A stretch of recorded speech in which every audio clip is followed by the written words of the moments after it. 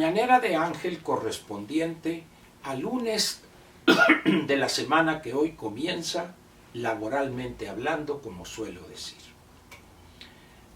Hoy estamos a lunes 2 de mayo del año 2022. Antes de entrar al tema que quiero comentar con usted, le diré que desde este fin de semana pasado, cuando ya se cerró el período ordinario de la 65ª legislatura, un buen número de legisladores, tanto diputados como senadores de todos los partidos, se incorporaron, algunos buscando quizá un hueso, algunos contratos, recomendaciones para amigos, en los 6 estados donde se celebrarán este 5 de junio elecciones para la gubernatura. Hay algunos donde habrá elecciones para presidentes municipales, pero la posición que importa o la cual les interesa a los oportunistas y buscadores de contratos son las 6 gubernaturas. Pasemos ahora al tema que quiero comentar con usted. Con una rapidez que asombra, la realidad se ha apoderado prácticamente de todos los temas de la agenda política y económica nacional. No solo es la evidente el evidente fracaso en el aeropuerto, o lo que se ha dado en llamar aeropuerto en Santa Lucía, que es aquello un desastre completo.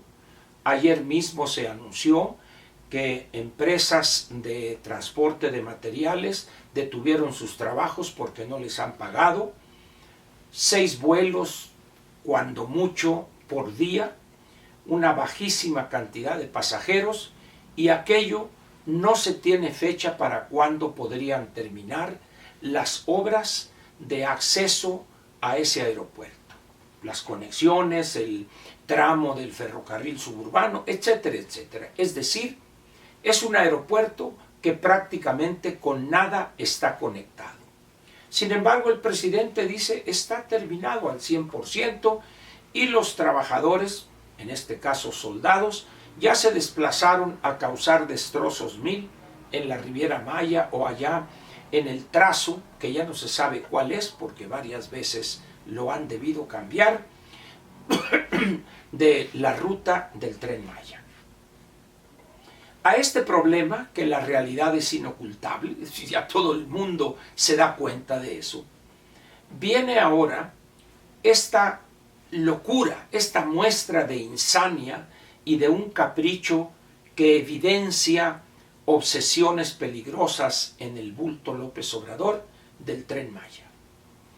No obstante las pruebas que se le presentan o que se le intentan hacer llegar, las opiniones de especialistas y de organizaciones diversas de la sociedad, el señor las desecha tranquilamente, dice es mentira y vamos a terminar en tiempo y forma eso. Bien, es un capricho, es una decisión tomada desde hace varios años, y con qué dinero lo van a hacer, quién sabe, porque una cosa sí hay que decirla y repetirla hasta el cansancio: no hay recursos suficientes para esta ocurrencia y para la otra, de la cual hablaré enseguida, la refinería Dos Bocas, y ya mucho menos para ese otro capricho o esa otra idea del presidente, que es el ferrocarril transoceánico, transísmico, o como guste usted llamarle. En el caso de la refinería Dos Bocas, la situación ya es desesperante. Se ha dado la noticia que la secretaria de Energía ha solicitado de manera urgente, aun cuando dijo López Portillo alguna vez muy al principio de su encargo presidencial, que en este país no hay cosas urgentes, solo hay pendejos con prisa. Y en este caso es muy posible que esa sea la situación que la frase del presidente López Portillo definió en aquel momento. De situación urgente calificó pues la ingeniera Anale de 10,000 millones de pesos más para poder terminar, dice ella, para que sea inaugurada la refinería el 2 de julio de este año. Yo plantearía una cosa más sencilla. No sé si todavía para hoy a las 8 o 10 de la mañana todavía sea secretario aquella persona que pues como único mérito y credenciales exhibe su parecido con Benito Juárez. De ahí en fuera no le conocemos otro mérito en materia hacendaria, fiscal, etc. Nadie le hace caso, nadie lo pela, nombramientos van y nombramientos vienen y el señor desaparecido. Entonces, si todavía fuere secretario de Hacienda, al menos en el plano formal, yo le pediría de manera respetuosa al Benito Juárez que le dé no 10,000, que le dé 20,000, 30,000 o cheques sin fondo, déle lo que quiera, por una razón muy sencilla. Eso, este 1 de julio, no va a ser ni de lejos una refinería. Va a ser un montón de fierros ahí, va a ser una serie de partes aisladas, sin orden, sin que estén completos los elementos fundamentales de lo que debería ser en una refinería, pero el presidente dice que la inaugurará este 2 de julio. Bueno, si la inauguración va a ser como en el caso del aeropuerto, pues bueno, pues que la inaugure si quiere, pero de que va ahí a refinarse petróleo crudo y va a producir gasolinas y diésel, más los subproductos que serían asfalto, chapopote, que sería combustóleo, etc., eso ya será pura ilusión. Pero luego hay otro elemento en esta esfera económica que estamos comentando, que el presidente anunció que la política que había antes, y para antes es antes, antes y antes, la política era ya no refinar, sino vender crudo para importar gasolinas. Y luego suelta una serie de afirmaciones que jamás ha podido probar, porque esos eran negocios multimillonarios y porque esto y el otro y el otro. Muy bien.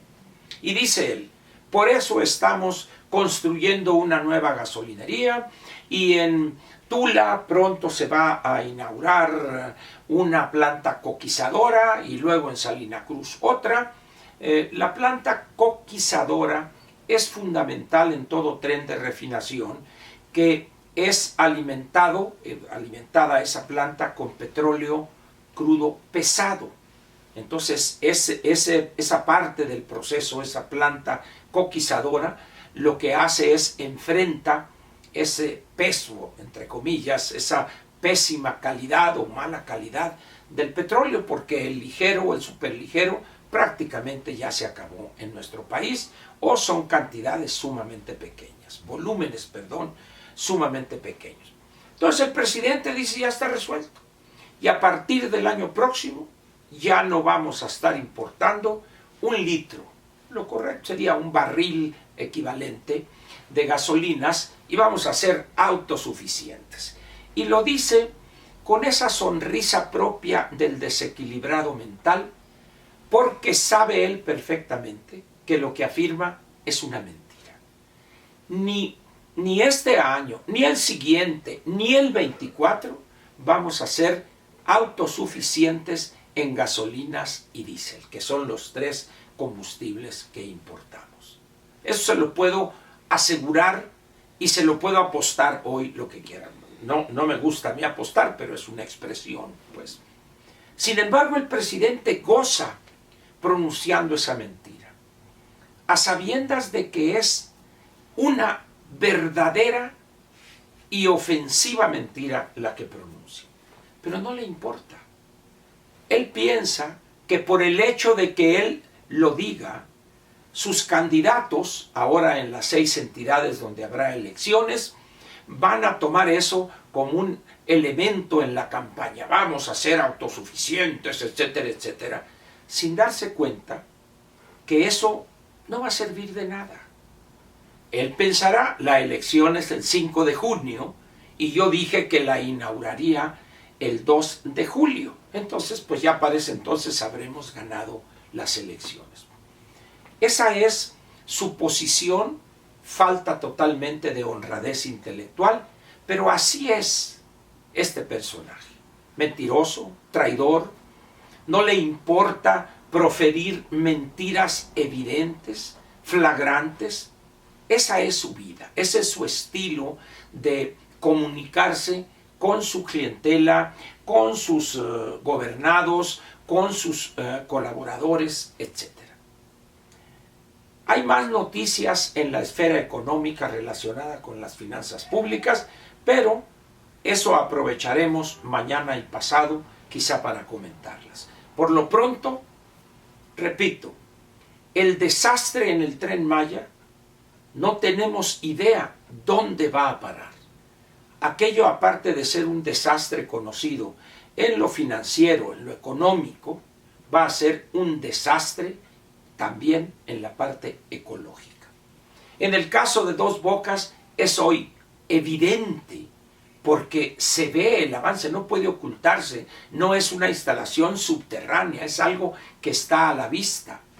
Ayer mismo, con motivo de la ceremonia del Día del Trabajo, obligaron a varios miles de trabajadores a estar presentes, supuestamente para aplaudir, y resulta que tanto al secretario de Gobernación como a la secretaria de Energía y al director de Petróleos Mexicanos, el agrónomo tabasqueño Octavio Romero Oropesa, les chiflaron y gritaron y abuchearon hasta decir basta.